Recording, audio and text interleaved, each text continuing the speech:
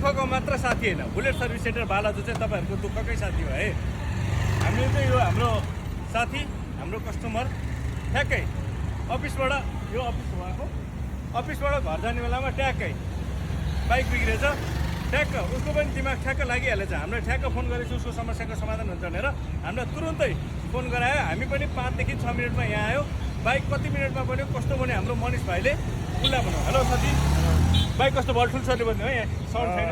पहिला त एकदम थ्याङ्क यू। म यहाँ अफिसबाट निस्किन मात्र लागेको थिएँ, त्यसमा 2 मिनट पनि हिँडेको थिइनँ होला। त्यसमा चाहिँ बाइक स्टार्ट भएन। अनि त्यसपछि मैले फोन गरिहालेँ। फोन गरेको 5 मिनट मैले घडी हेरेर त्यहाँ मात्र बसेको थिएँ अफिसमा। 5 मिनटमा आएर यहाँ के गरेर मनिष भाइले चाहिँ फिट गरेर अहिले मजाले स्टार्टै अनि स्टार्ट नभएर तनाव भएर बसिरहेको, म कपडै खोलेर बसिरहेको।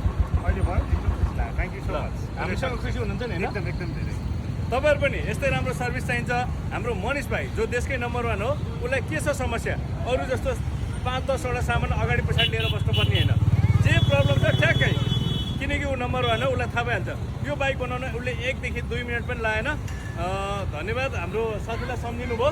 अनि हाम्रो बुलेट सर्भिस सेन्टर बालाजुप्रति तपाईँहरूले माया विश्वास गर्नुभएको छ। सबैजनालाई धन्यवाद है त। केही पऱ्यो भने प्लिज आइदिनु होला।